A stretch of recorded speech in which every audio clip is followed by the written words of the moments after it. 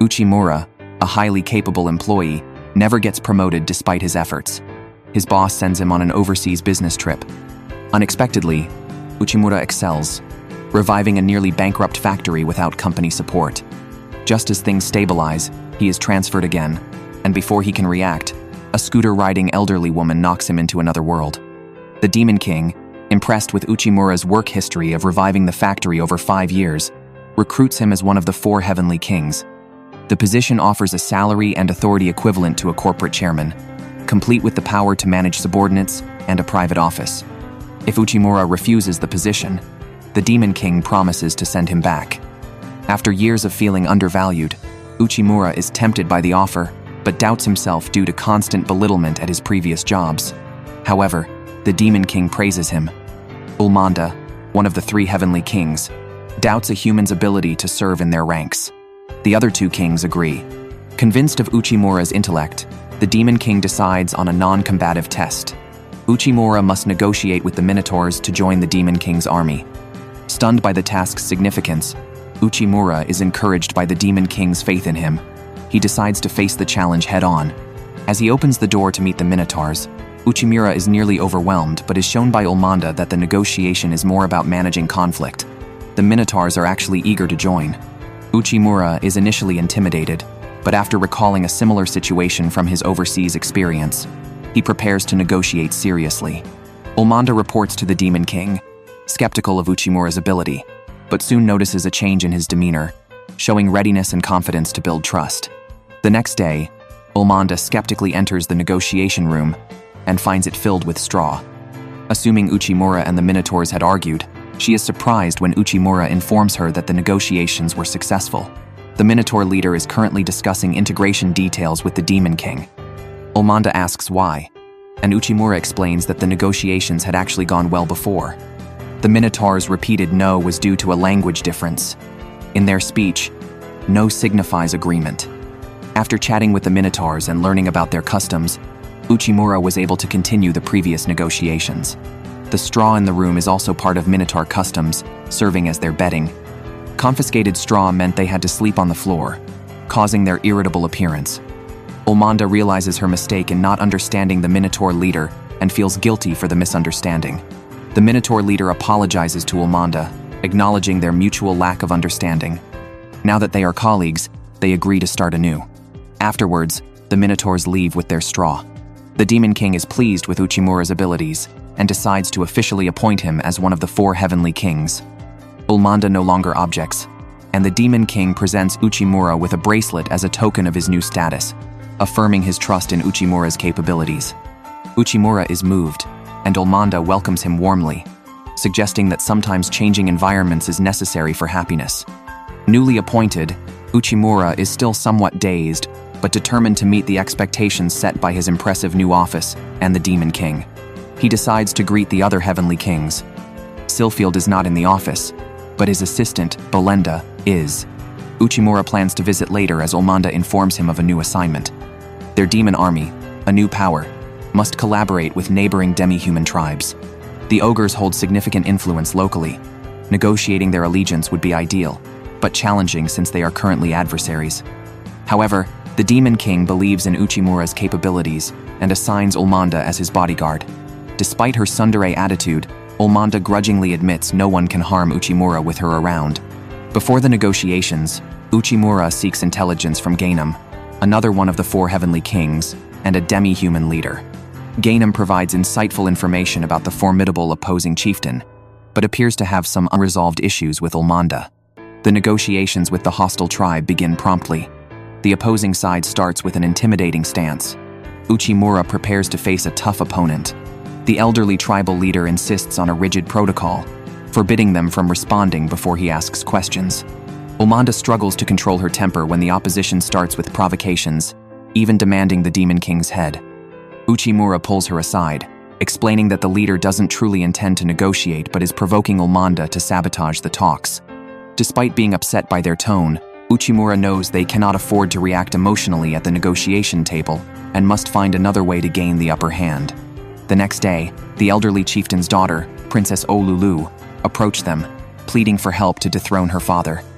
Upon inquiry, Uchimura learned that the Ogre tribe was facing financial difficulties, something he had noticed from the worn armor and lackluster demeanor of the guards at the city gates. Olulu revealed that the tribe was struggling to survive and believed that allying with the Demon King's army was their only chance for resurgence. However, her father was not only unyielding but also ill, and she feared he might die soon, potentially leading to the tribe's collapse without any reserves. Olulu urged for swift negotiations. Uchimura appreciated Olulu's intentions but criticized her impulsiveness for sharing such sensitive information with an enemy force. Nevertheless, Olulu, convinced of her judgment, proposed marriage to Uchimura, suggesting an alliance through their union and emphasizing the tribe's need for his skills. Ulmanda was shocked and quickly intervened, suggesting they consider the proposal later. Uchimura retreated to a mental image of a tavern to drink and think, coming up with a new plan. The following day, he and Ulmanda went elsewhere, confident that if things went smoothly, negotiations with the Ogre chieftain would succeed. Uchimura first approached the smaller tribes under the Ogre jurisdiction struggling with food shortages, negotiating their allegiance. By surrounding the Ogre tribe with these smaller factions, the chieftain realized too late that his position was compromised. Emotions ran high at the negotiation table, allowing Uchimura to introduce a new negotiator, Olulu. Despite her father's age, Olulu decided it was time to prioritize feeding their people. Uchimura stepped back from a takeover to suggest an alliance instead, which was essentially the same but sounded better, appeasing the prideful chieftain. A few days later, the Ogre chieftain agreed to the alliance. When Ulmanda brought this news, Uchimura was selecting his subordinates and found Ulmanda to be reliable, which embarrassed her. However, Olulu arrived soon after, now serving as the liaison with the Demon King's army. Uchimura promptly decided to make Olulu his subordinate, much to the chagrined Ulmanda's displeasure. Afterward, Olulu's performance significantly improved under Uchimura's supervision. She informed him that the Demon King was planning to award him for his achievements. Ulmanda also brought Uchimura lunch, highlighting the decent benefits of the Demon King's army, though the food was bland and scarce. Seeing Uchimura's craving for meat, Ulmanda took him hunting for wild boar, a formidable beast that initially frightened Uchimura. He watched from a safe distance as Ulmanda fought the boar, opting not to kill it directly to avoid damaging the organs, which would render the meat inedible. She then impressively twisted off the boar's head in front of Uchimura, who watched with a grimace. The next day, Uchimura realized that the cooking skills here were also quite poor, and there were limited supplies of food and salt. Ulmanda distributed the meat among the other tribe members, then took the fattest pork leg, simply roasted it over fire, and handed it to Uchimura. Uchimura declared this unacceptable and took over the cooking himself. He prepared roasted pork leg and a stew with wild vegetables, removing the gamey taste, making it much tastier than the usual fare in this world. Uchimura decided to teach them how to properly prepare food, believing that the quality of cuisine reflects the level of civilization and knowledge.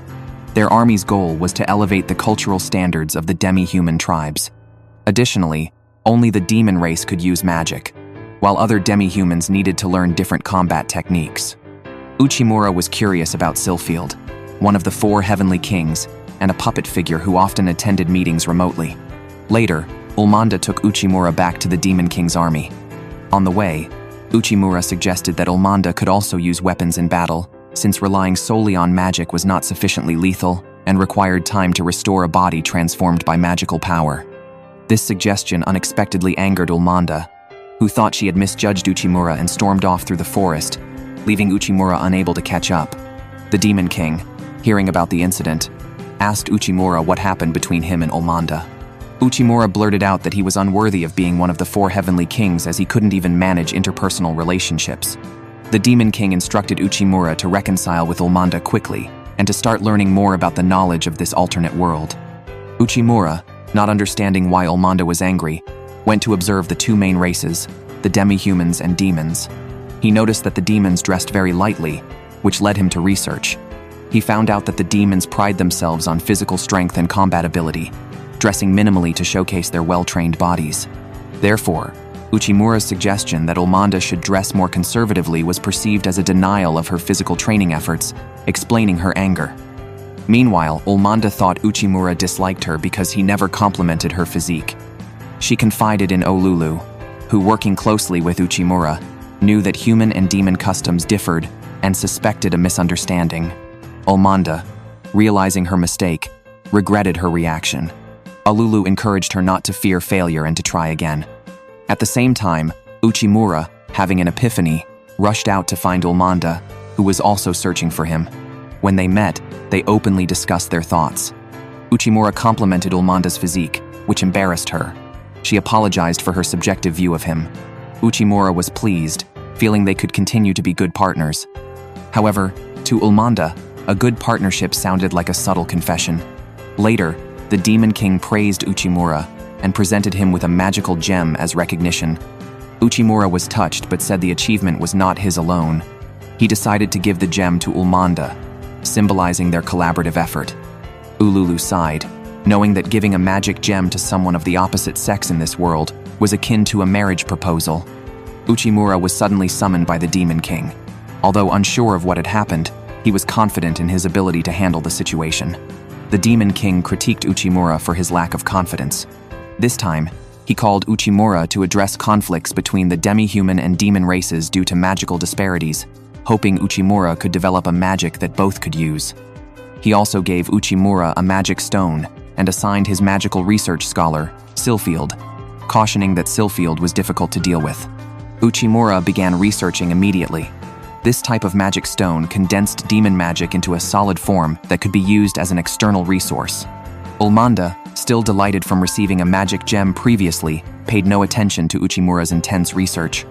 Ululu mentioned that demi-humans required skill to use magic, emphasizing the importance of magical technology. Uchimura headed straight to Sylfield's office but met his assistant, Belinda, instead. Belinda said Sylfield was not there and advised Uchimura to return later. However, Uchimura decided to discuss matters with Belinda. To Ulmanda, who saw them from a distance, it looked like Uchimura was flirting with another woman, even entering a room alone with her. Inside, Uchimura exposed Belinda's true identity as Sylfield, one of the 4 heavenly kings. He had researched the demon race's roster and found no record of a Belinda. The Demon King had mentioned Sylfield liked to disguise himself and slack off. Sylfield admitted to avoiding work and had already completed the task assigned by the Demon King to create magical tools. Recognizing Uchimura's discovery of her true identity, Belinda, as Sylfield, decided to show him the magical tool. The tool was effective but too expensive to mass produce. Sylfield was not willing to finance the research from her own pocket. Uchimura suggested using smaller magic stones to create single-use magical tools, which would reduce costs. This was a new idea for Sylfield, sparking inspiration. She decided to work overnight on the tools and dragged Uchimura into an all-nighter. Ulmanda spent the whole night waiting outside. Sylfield successfully developed the magical tool and was ready to test it. Exhausted, Uchimura wanted to sleep for an hour but was knocked down by Ulmanda bursting through the door. Sylfield left in disguise just as a subordinate reported a large beast attack nearby, requiring Ulmanda's strength. Sylfield saw this as a perfect opportunity to test the tool and took Uchimura to the front line, guiding him on using the magical tool. Uchimura managed to create a fireball but didn't know how to throw it. As the beast approached, he instinctively threw the fireball, defeating the creature. However, the lower-grade magic stones broke halfway through, deeming the experiment a failure. Uchimura and Sylfield stayed to eat in a nearby demi-human village. Watching the children, Sylfield reminisced about her past. Born into a merchant family of the elf race, she had run away from home after a dispute. Encountering difficulties on the road, she was helped by some demi-humans. Seeing their struggles, Sylfield decided to dedicate her research to magical tools aimed at helping the disadvantaged. At that moment, Uchimura entered the mental image of his tavern and quickly came up with an idea. He asked Sylfield to create 10 identical magical devices overnight, as he had another plan in mind. The next morning, the previously scared-off beasts returned. Uchimura had planted the 10 magical devices in the ground but did not use them to attack. Instead, he utilized the sound emitted by the magic stones when activated to scare the beasts away. The sensitive hearing of the animals made them flee from the noise. The magic stones used very little magic power, making this a low-cost solution. The Demon King was very pleased with their results, and Sylfield, impressed by Uchimura's innovative approach, grew fond of him. She promised to owe him a favor and gave him a magical combat device as a gift. Feeling he still lacked a deep understanding of the Demon King's army, Uchimura invited Ulmanda to visit the busiest market under their control. He also remembered to compliment Ulmanda on her great figure and beautiful attire, which delighted her greatly after she had spent the previous evening choosing her outfit. However, once at the market, she realized Uchimura was there to conduct market research, which turned her excitement into anger. Uchimura explained that understanding the local market was crucial for making improvements. He communicated with local merchants who had already heard about a human becoming one of the 4 heavenly kings. Uchimura knew merchants were good at gathering information and considered using them to build an intelligence network. The merchants, suspecting a romantic relationship between Uchimura and Ulmanda, recommended a set of gold cups meant for couples. Ulmanda was happy to hear Uchimura intended to buy them, but he only wanted them for materials. Uchimura explained to Ulmanda that since they had allied with the neighboring Ogre and Minotaur tribes, trade had increased, but this also led to a food crisis. The population surge made food supplies inadequate, causing a spike in grain prices. Ulmanda had talked to grain merchants, but they could not lower their prices, leading Uchimura to suspect that wholesalers were raising prices. The wholesalers, controlled by a powerful guild that also managed the grain supply, were too significant to confront without risking stability. Besides the food issue, the country faced many other problems that Uchimura decided to address gradually. After the market research, Uchimura planned to invite Ulmanda for a meal, but they were interrupted by Gainum passing nearby with gifts for his subordinates. A demi-human couple approached Gainum for help. Uchimura and Ulmanda, curious, followed them. The couple explained that the recent surge in rice prices had prompted a merchant to order a large quantity of rice cakes from them, claiming they were a great product that could satiate hunger. However, on the day of delivery, the merchant canceled the order, using the excuse that the rice cakes could not be stored for long. With a large stockpile of unsold products, their shop faced bankruptcy. Uchimura tasted a rice cake and expressed his determination to help. Ulmanda was delighted and comforted the elderly couple, confident that with Uchimura's assistance, the issue would be resolved. Gainum, observing Uchimura's confident demeanor, decided to trust him. Uchimura mentioned that the rice cakes had a shelf life of only 1 day, so they needed to sell all the rice cakes that day. He suggested that the food tasted somewhat like modern mochi and recommended modifying the recipe to make it more appealing to a broader audience. Uchimura wrote a list for Ulmanda to negotiate with the shops, while he worked with the couple to modify the recipe. Soon, Ulmanda negotiated with the shops, and a simple festival was organized in the market. Meanwhile, Uchimura repackaged the rice cakes into a compelling love story, branding them as the alternate world's version of chocolates, meant to bring happiness and blessings to lovers and families. With modern marketing techniques and the altered appearance and color of the rice cakes, they quickly became popular among the youth. Uchimura explained to Ulmanda how even slightly altering outdated products could attract new customer groups. She had an epiphany. Uchimura emphasized that combining the rice cakes with stories and festivals, along with his marketing, would make them a popular product and generate significant tax revenue for the Demon King. He laughed mischievously at the thought. While Ulmanda didn't fully trust Gainum as a hands-off manager, she noticed Gainum had recommended many people to buy the rice cakes. Grateful for their help, the couple gifted Uchimura and Ulmanda a plate of colorful rice cakes. Ulmanda was especially happy because she also received the couple cups from Uchimura, fantasizing about their relationship, while Uchimura was already thinking about the success of the next task, leaving Ulmanda somewhat frustrated. Uchimura then approached the Demon King with another golden cup, suggesting that a neighboring country was rich in gold and recommended initiating trade to boost the domestic economy. The Demon King decided to sell magical tools, unconcerned about the potential theft of technology since the true value lay in retaining talent. He believed that as long as they kept their talent, they wouldn't lack new products. Uchimura was moved by the Demon King's words, but the Demon King warned him that the king of the gold-rich country was quite tricky to deal with. Having been employed for several months, Uchimura was finally set to travel on business. Ulmanda was worried about him because the Golden King of the neighboring gold-rich country was known for his unpredictable temper, with those who angered him often fed to crocodiles. Despite his fears, Uchimura arrived in the Golden Country, finding it indeed filled with gold, where even transactions were conducted in gold. He needed to acquire a considerable amount of gold to buy food. However, Uchimura didn't reveal his intentions immediately but used the pretext of a friendly visit to mark his appointment as one of the 4 heavenly kings. This strategy earned him an audience with the king. The king of the gold-rich country, the Golden King, was a striking figure with white hair, black skin, and red eyes, and surprisingly, he already knew about Uchimura. Since assuming his role, Uchimura had implemented several reforms that greatly assisted the Demon King's army. However, the Golden King was displeased that Uchimura had taken several months to pay his respects. When Uchimura presented a silver dinner plate as a gift, Golden King immediately became furious and smashed it. However, this was part of Uchimura's plan. He quickly introduced a magical device, explaining that Golden King's country needed it for mining gold as it could repel beasts. This would save costs on hiring fighters and prevent casualties. Golden King found the gift appealing and was willing to make a bulk purchase but wanted to see its effectiveness first. He then released a crocodile to attack Uchimura. Fortunately, the magical device proved effective, and the crocodile, driven by sound fear, turned towards Golden King instead. Uchimura acted quickly to attack the crocodile, but Golden King had already killed it. Impressed, Golden King praised Uchimura for his negotiation skills and ability to protect his client. He immediately placed an order for 200 units, demanding completion within a week. Although it was a tough ask, the offer was too good to refuse. Uchimura approached Silfield to discuss the situation. Silfield felt pressured as the production line for the magical device had just been established, and there was already a domestic shortage.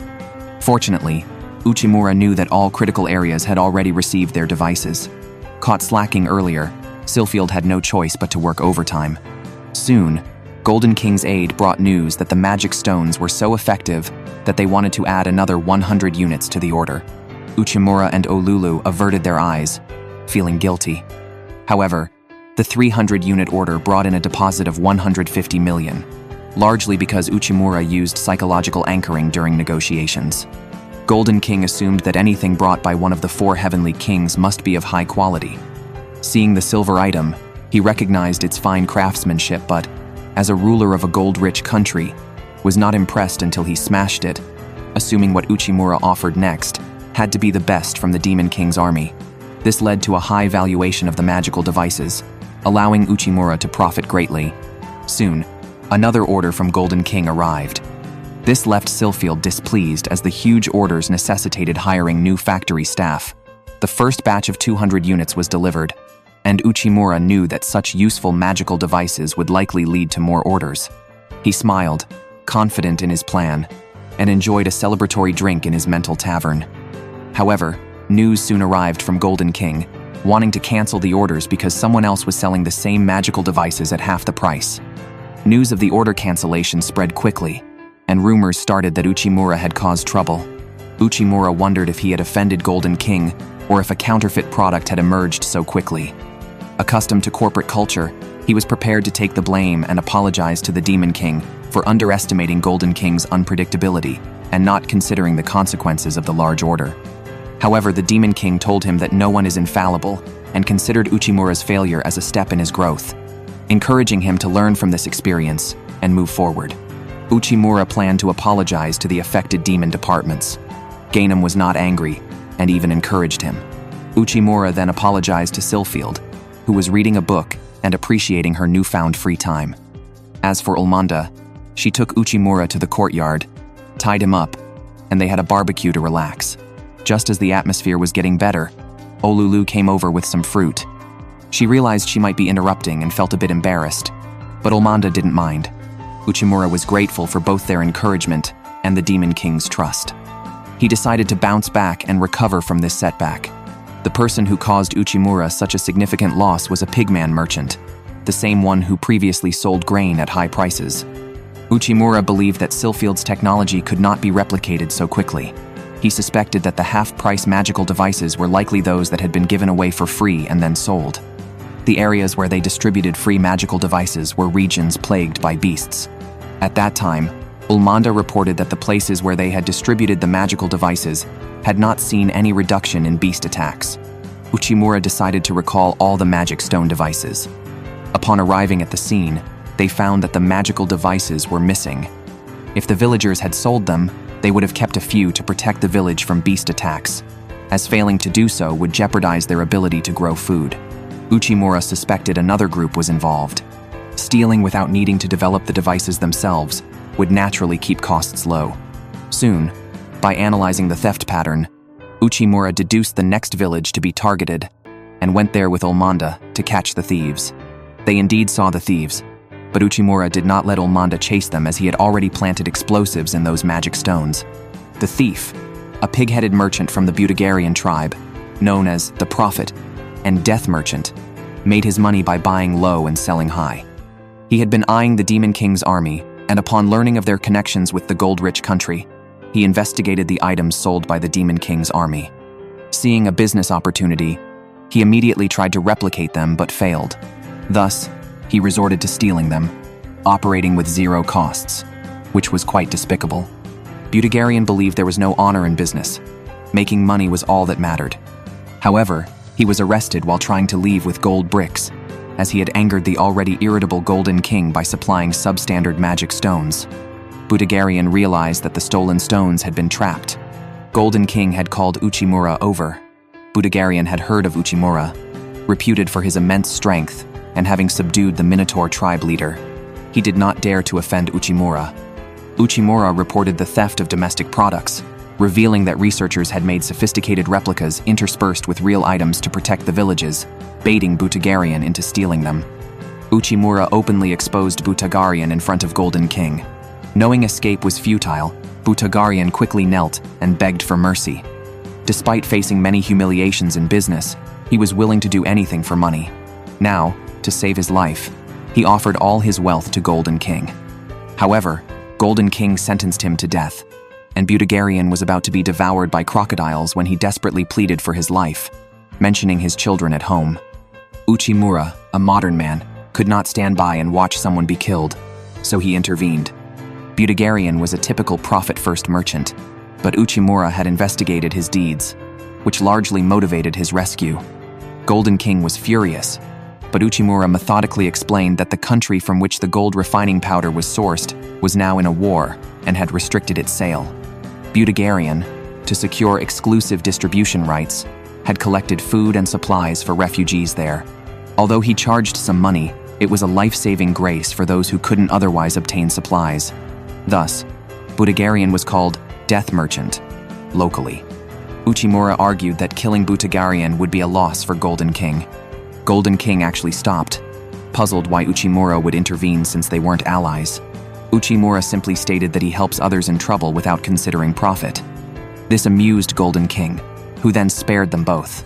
Butagarian, thinking Uchimura had cleverly planned to make Golden King laugh, feared Uchimura might exploit him but found Uchimura was genuinely shaken. They supported each other as they left the palace. At that moment, Olulu brought in the children Butagarian had adopted. Butagarian had ordered rice cakes previously to distribute in the war zone and returned them because they couldn't be stored long-term.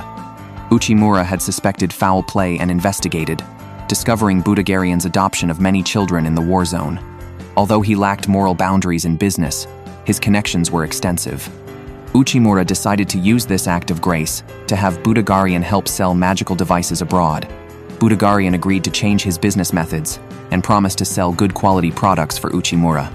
He also shared intelligence that the guild might be planning a move. Rice prices in the alternate world skyrocketed, driven by the guild's actions. Ulmanda despised them and planned to beat them up, but the Demon King sent her on a business trip to the north instead. After receiving the task to address the rice price issue, Uchimura went directly to visit the guild. Sylfield, knowing they were going to meet an elf guild president, changed her clothes and accompanied Uchimura, hoping that their shared elf heritage would facilitate negotiations. However, upon arrival, they were made to wait 4 hours before meeting. It was then that Uchimura discovered that Sylfield and the guild leader, Viper, were siblings, which Sylfield resisted discussing. Uchimura quickly changed the subject, stating they were there to buy rice.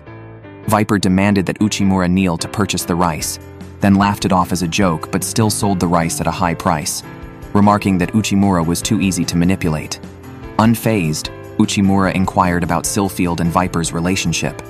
Sylfield explained that they both came from a family where elves struggle with fertility, so their ancestors had children with demi-humans, resulting in a mixed bloodline. Sylfield is a mix of elf and fairy, while Viper is a mix of snake, demon, and elf.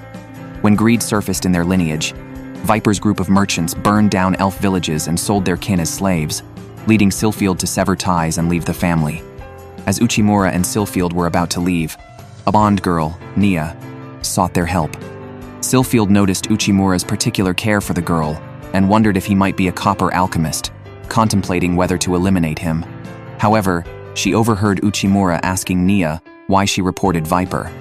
Uchimura assured Nia he would help her escape, and Nia revealed that she and others were forced to work for the guild without pay, and Viper had them spread rumors of a natural disaster in town to drive up grain prices. Since the guild's officers were mostly Viper's family members and were bribed, no one challenged Viper. Uchimura noted that Viper and his associates had corrupted what should have been a state-owned enterprise, but they needed evidence to act. Uchimura proposed a temporary audit to urgently review the books and inspect the bulk-purchased grain. The raid was to prevent any tampering with the records. However, Viper appeared unfazed, and Uchimura sensed trouble. They hoped to find evidence in the large grain purchases, but the warehouse was empty, showing only drag marks where goods had been moved, likely with falsified accounts. Uchimura's team lost this encounter. Silfield informed Uchimura that the raid had been leaked, likely through Nia, since she was part of the guild. Nia indeed revealed information to Viper, and was very fearful of his rule. She inquired about the whereabouts of the grain, and Viper told her it was in carriages at the border, returning to the warehouse in 2 or 3 days. He also threatened Nia by mentioning that her parents were forced to transport the grain. Feeling desperate, Nia, part of a side branch of Viper's family, was suddenly abducted by Viper. Her parents couldn't defy the main family's demands. Viper, jealous of his sister Silfield, mistreated Nia daily because she resembled Silfield and sent her to gather information from Uchimura. Uchimura noticed that the city's residents were starving due to the guild's high grain prices. He was contemplating a solution when Ilmanda returned from her northern trip, having dealt with 30 dragons and brought one back as a gift for the Demon King, which sparked an idea in Uchimura.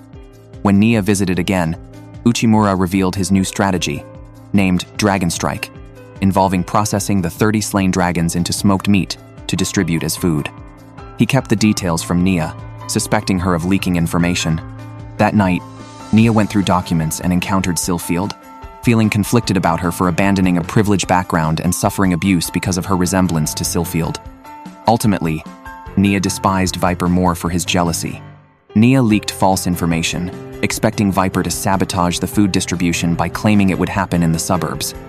Knowing Viper would opt for the city center, where the cost was higher and their grain would return soon, she anticipated the hungry citizens would still buy at high prices, rendering Uchimura's efforts futile. Viper mocked Nia's efforts as pointless and planned to kill her. Meanwhile, Silfield warned Uchimura, who already knew Nia was a mole.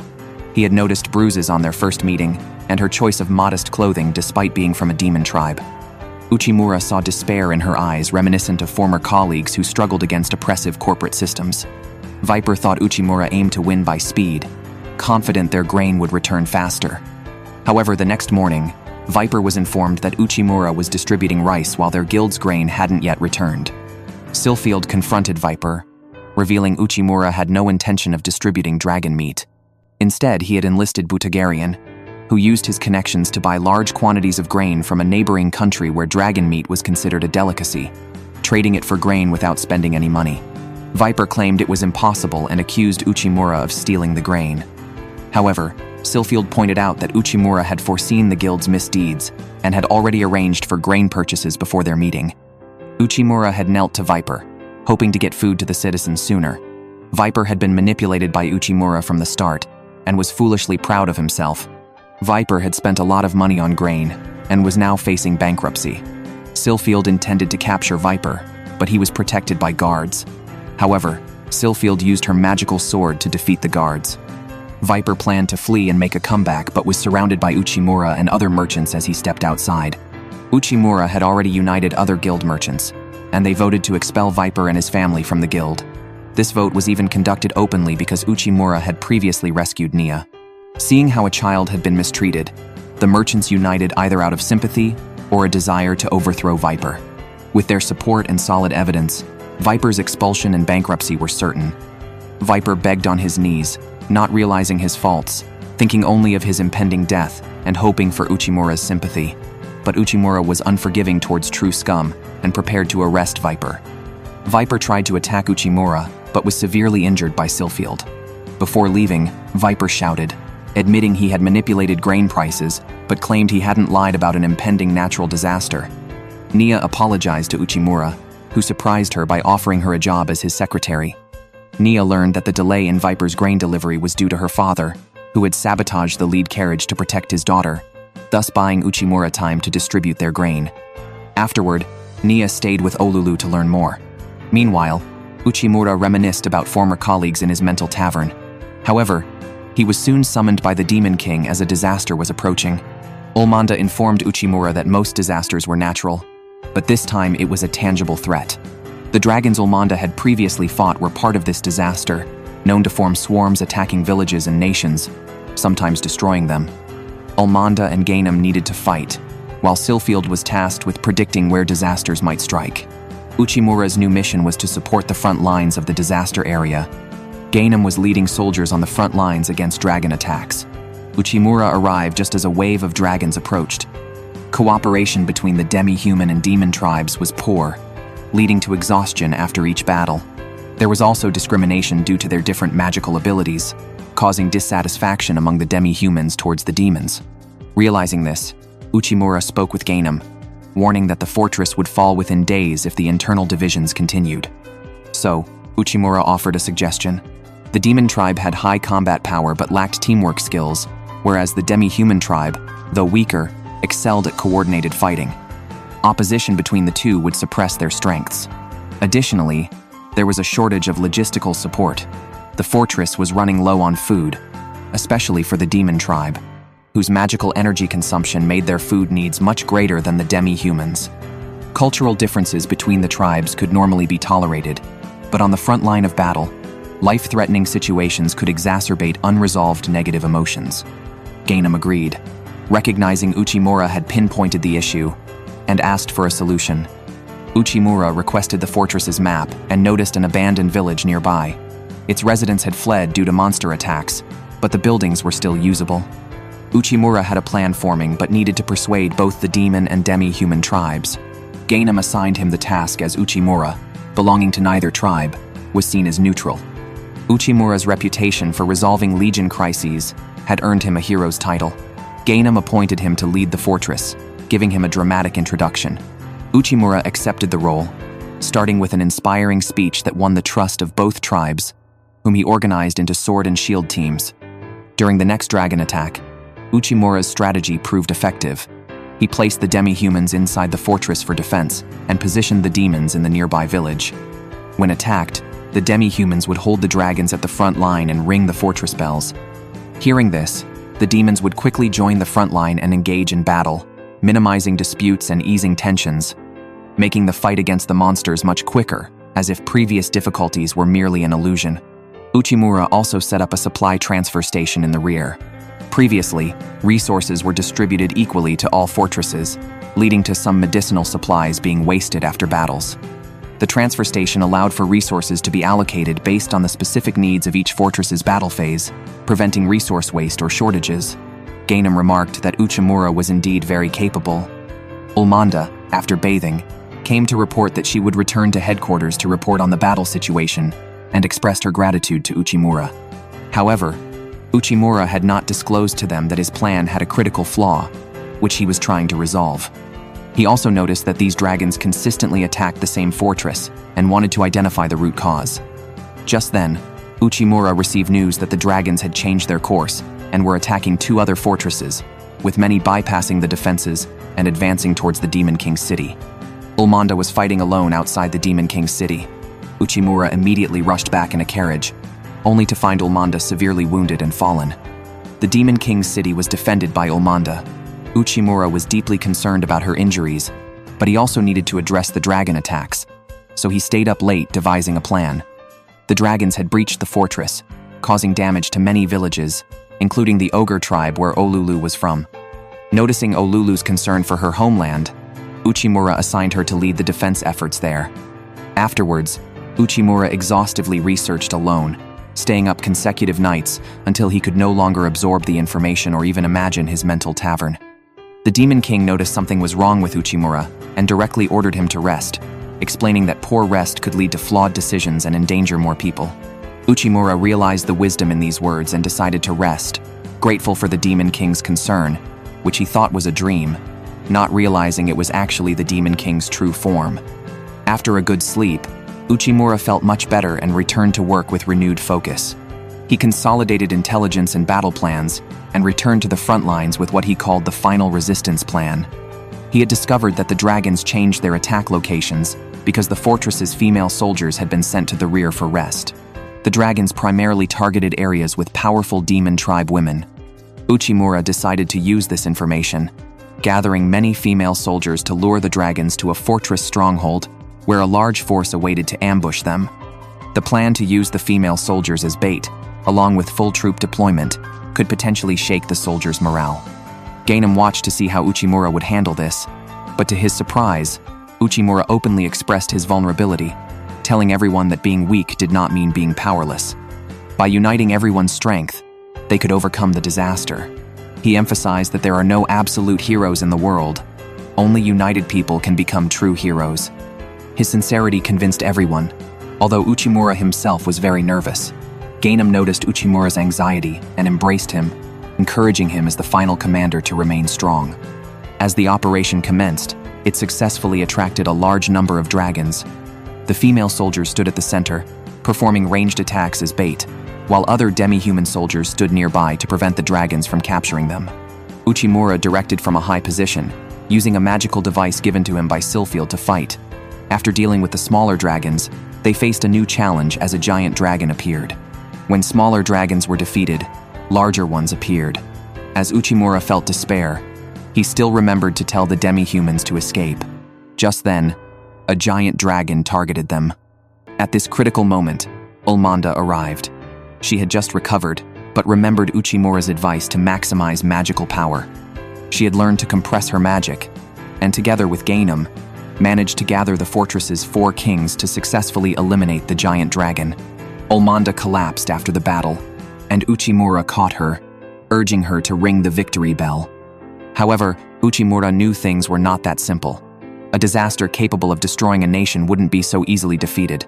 The dragons hadn't consumed their captives on the spot but had taken the food away, leading Uchimura to suspect a final boss. Indeed, the ground shook, and a distant mountain turned into a colossal dragon, a challenge beyond human capacity. At this point, the Demon King stepped forward. It was a battle of bosses. The Demon King would not let his subordinates suffer. Known for establishing a new realm amidst hostile nations and for his impressive demeanor, his strength was undeniable. The colossal dragon was swiftly crushed by the Demon King. With the dragon's defeat, Uchimura declared victory, and the crowd erupted in cheers. The Demon King was pleased, proud of his reliable subordinates. After the battle, the Demon King gathered the 4 kings, praising them before the entire legion, and awarded each a magical gemstone. He even asked Uchimura to come to his room later for a talk, leaving Uchimura feeling exceptionally favored. In a late-night meeting, the Demon King unexpectedly proposed to pass his throne to Uchimura. He praised Uchimura's capabilities in managing the logistics of the small kingdom and encouraged him to step beyond simply executing orders, to distinguish humility from servility. Uchimura said he would consider it. Previously, Uchimura had faced overwhelming tasks at his former company and received no support from his jealous superiors, who coveted the president's award he had won. His outstanding performance and desire to change the company's systems provoked the corrupt beneficiaries in the upper echelons to undermine and steal his achievements, leaving him deeply scarred. The Demon King chose Uchimura for succession because, in this otherworldly realm where strength is revered, powerful rulers often lack managerial skills, leading to suffering under tyrannical rule. The Demon King, strong and compassionate, could not bear to see his people suffer and recognized his own lack of administrative talent. His solution was to change the prevailing mindset and create a reign of prosperity and peace with Uchimura, who possessed the necessary managerial skills. Overwhelmed by fear and years of suppression, Uchimura lost his dreams and felt he couldn't succeed. He planned to resign and spent a lot of time writing instructions for his secretary and organizing files before leaving. During this, he discovered a letter from a couple who owned a rice cake shop he had once helped. Thanks to Uchimura's marketing, their business flourished. Uchimura sighed, finding farewells the most difficult. Hearing this outside the door, His secretaries sensed trouble and immediately informed Ulmanda. By then, Uchimura had just finished his resignation letter. He pondered over the harsh realities of the corporate world and questioned his own resilience in his sleep, where he visited his mental tavern. The tavern owner told him he no longer needed the place. Before meeting with the Demon King the next day, Ganem summoned Uchimura to the troops. She shared how the demi-human and demon tribes realized their shortcomings under Uchimura's leadership and decided to start joint training to improve tactics. Ganem confessed her occasional self-doubt but always reminded herself not to fear change or deny her potential, inspired by Uchimura, and asked him to stay on. Meanwhile, Sylfield had been working on magic stone enhancements. Normally lazy, her initiative to improve magical tools was spurred by Uchimura's confrontation with the guild, reigniting her passion for research after seeing Viper's true nature. She wanted to help more people and pursue what she was capable of, encouraging Uchimura to confront his inner self. Later, Uchimura faced an angry Ulmanda and openly shared his insecurities. Surprisingly, Ulmanda blushed, reminding him that they were partners, and urged him to rely more on them, promising her support whether he became the Demon King or remained one of the 4 kings. Uchimura cried, touched by everyone's kindness. Their words gradually opened his heart. He told the Demon King that he felt inadequate, but inspired by his colleagues and the Demon King's trust, he resolved to strive to become a king. Acknowledging he might never reach the Demon King's level of strength but would find new ways to lead not just through power, he asked the Demon King to continue leading them for now. The Demon King was pleased, seeing this as the succession he wanted. Afterward, Uchimura took over most of the duties, gradually adapting to his role as a leader.